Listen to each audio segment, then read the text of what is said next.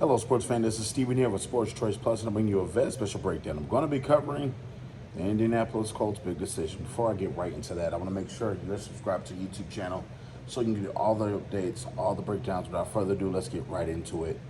Looking at the news of the day, you're looking at the Indianapolis Colts. Head coach Shane Steichen came out and said, essentially, we found our guy for the entire football season.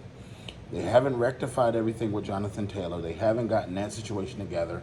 Jim Irsay is still on the fence as far as the way that he's talking, the way that he's treating Jonathan Taylor. They are still in a no-win situation when it comes to Jonathan Taylor. So you're essentially looking at the Colts usher in their 4th overall pick, Anthony Richardson, with no real starting running back right now.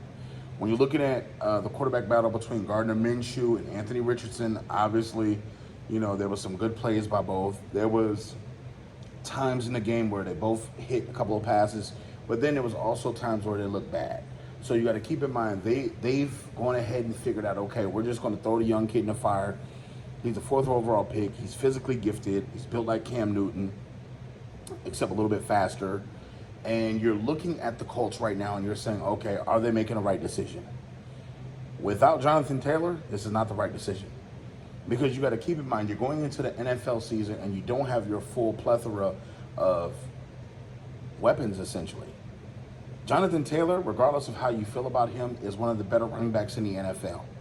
One of the top 15 running backs in the NFL. So you got to keep in mind that explosion, that power, having that guy that can catch it out the backfield a little bit, having that guy that can essentially run downhill when he gets the ball. And when he's healthy, when he's right, he can possibly lead the league in rushing. And we're talking about a couple of millions of dollars here, $1 or $2 million here, $3 million possibly, when essentially Andrew Luck was allowed to quit, retire, and just say, look, I'm done, and keep most of his money. You got to think, man, I don't know what Jim Irsay has going on, but if they want this kid to have success, you need to have Jonathan Taylor in that locker room. You need to have him suited up by game one.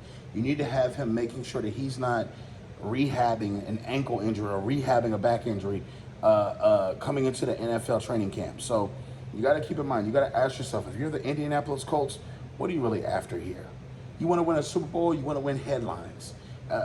Jim Irsay strikes me as a guy that's petty, that's childish, and you got to think, essentially Jonathan Taylor is standing his ground, we understand, but you got to keep in mind, running backs are not really going to get paid more.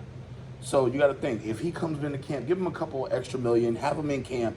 You got him as a free agent next year, possibly. You can hit him with the franchise tag. Just play out this year and give Anthony Richardson the best possible chance. Because if you don't give him a chance, what if he goes out there and fails?